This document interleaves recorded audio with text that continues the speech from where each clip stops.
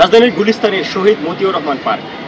আমি যেখানে দাঁড়িয়ে আছি, আমার পেছনে যে পুকুরটি দেখতে পাচ্ছেন, আজকে বেলা ৩টার দিকে ৩জন শিশু এই মতিউর রহমান পার্কে এসে পুকুরে গোসল করতে নামেন। সেখান থেকে একজন শিশু নিখোঁজ হয়েছেন। সেই ঘটনাটি ৩জন একসাথে আসার সেই দুজন শিশু যারা গিয়ে পার্ক কর্তৃপক্ষের কাছে খবর দেন।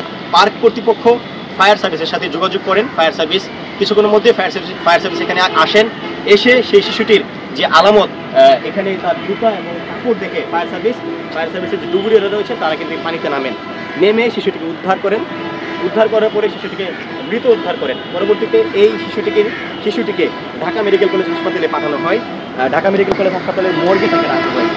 বান্ডেল থাকলে প্রতি সেনমানিতে টাকা বাঁচবে। বিকাশ সেনমানি বান্ডেল কিনে জিতুন প্রতি লেনদেনে। এখনো পর্যন্ত সেই শিশুটির পরিবার কিংবা শিশুটির কোনো পরিচয় পাওয়া যায়নি। পরবর্তীতে আমরা যেমনটা এখানে এসে প্রত্যক্ষদর্শীদের কাছ থেকে জেনেছি, প্রত্যক্ষদর্শীরা বলেছেন যে এই পার্কে এর আগেও এমন বেশ কয়েকটি ঘটনা ঘটেছে। শিশুদের পার্কে গোসল করতে নামার ঘটনা ছিল, এমনকি নামার পরে এখানে নিখোঁজ হয়েছে। পরবর্তীতে তাদেরকে মৃত উদ্ধার করা হয়েছে। এটি এই প্রথম ঘটনা নয়, এর আগেও এমন ঘটনা ঘটেছে বলে কিন্তু জানিয়েছেন। যে শিশুটি এখানে নেমেছিল, তারা 3জন একসাথে এসেছিলেন। এসে 3জন একসাথে এই পুকুরে নামেন গোসল করার কিন্তু ঘণ্টাখানিকের মধ্যেই একজন শিশু নিখোঁজ হন।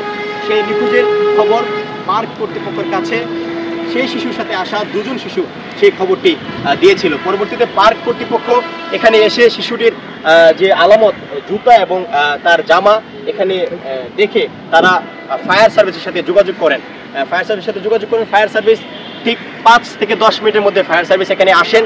এসে ফায়ার সার্ভিসের যে ডুবুরি দল রয়েছে তারা এখানে নেমে শিশুটিকে মৃত উদ্ধার করেন। পরবর্তীতে তাকে ঢাকা মেডিকেলের মর্গে রাখা হয়। তার পরিচয় এখনো পর্যন্ত পাওয়া যায়নি।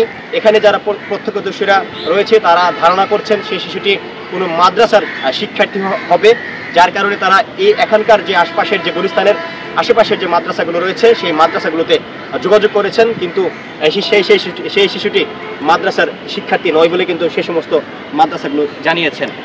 ফায়ার সার্ভিসের বরাত অনুযায়ী বলা হয়েছে যে ঢাকা মেডিকেল কলেজের মর্গে থেকে পাঠানো হয়েছে।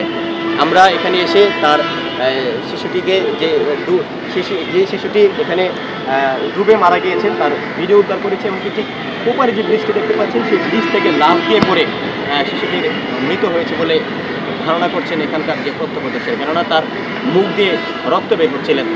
এখানে নিচে সম্ভবত একটি লোহা কি একটা ছিল, যেটি এখানে যারা প্রত্যক্ষদর্শী ছিল তারা বলছিলেন সেটির আঘাতে মৃত্যু হয়েছে। এমনকি আরও বিভিন্ন কারণ তারা তুলে ধরছেন এখানে যারা প্রত্যক্ষদর্শীরা ছিল তারা। এটা আমরা 3টা সাড়ে 3টার দিকে 3জন এখানে নামছিল গোসল করতে, ওরা একসাথেই ছিল। বাট 2জন চলে গেছে, একজন নাকি এখানে 2 বার আছে। তো পার্কে কর্তৃপক্ষকে বলার পরে ওনারা ফায়ার সার্ভিসকে জানানোর 5 থেকে 10 মিনিট পরে আসছে। আসার পরে ওকে উদ্ধার করছে, ঠিক আছে। ওর পাঞ্জাবি ছিল উপরে আর জুতা ছিল, এই জন্য সবাই চিন্তা করছে আসলেই আছে এদিকে, ঠিক আছে। সাঁতার জানে, এই পুষ্করণীতে এর আগেও 1 মাস আগেও একজন লোক মারা গেছে। তো প্রায় কিছুদিন পরেই একজন নিয়ে যায়। পুষ্করণীটা ভালো না এক কথায়। আপনার 2টা বাচ্চা উঠতে আইছে, ওটা পরে জি কবে এখানে আর একটা লোক মারা গেছে, লোক রয়ে গেছে।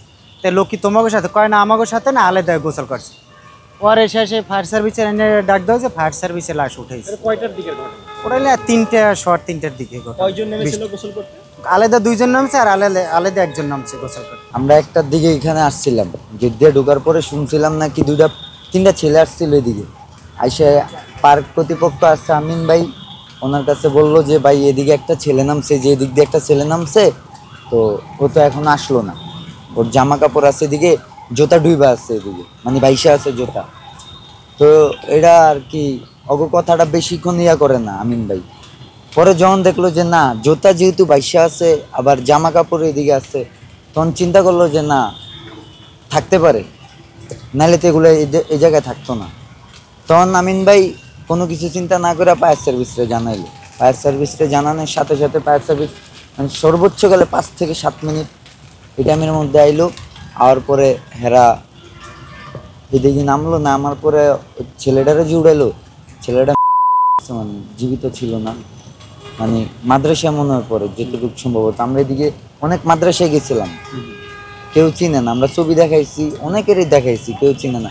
আজকে 4:30-এ কন্ট্রোলের মাধ্যমে মেসেজ পাই শহীদ মতিউর রহমান পার্ক গুলিস্তানে একটা বাচ্চা পড়ে যায় এরকম মেসেজ। তো আমরা মেসেজ পাওয়ার সাথে সাথে আমাদের ডুবুরির টিম নিয়ে ঘটনাস্থলে গমন করি এবং 16:45 অর্থাৎ 4:45-এ আমরা ঘটনাস্থলে পৌঁছাই এবং ওইখানে যে আমরা কাউকে পাইনি। একজন প্রত্যক্ষদর্শীকে পেয়েছিলাম, তিনি বলেছেন যে এখানে তারা গোসল করতেছিল, ভিকটিমের জুতা এবং জামা কাপড় পাওয়া যায়।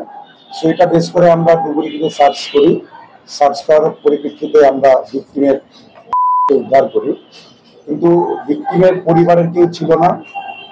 এখন পর্যন্ত ভিকটিমের পরিবারকে কাউকে পাওয়া যায়নি। উদ্ধারকৃত ভিকটিমকে এখন ঢাকা মেডিকেল কলেজের মর্গে আছেন। আর সবথেকে বড় কথা হচ্ছে হয়তো তার পরিবারটি জানে না যে তার সন্তান মারা গিয়েছে। তো আপনাদের কাছে অনুরোধ, যদি তার খোঁজ পান তাহলে সোশ্যাল মিডিয়ায় তার একজন সাব ইন্সপেক্টর নাম্বার দেওয়া আছে, তার সাথে যোগাযোগ করলে ভিকটিমকে পাওয়া যেতে পারে।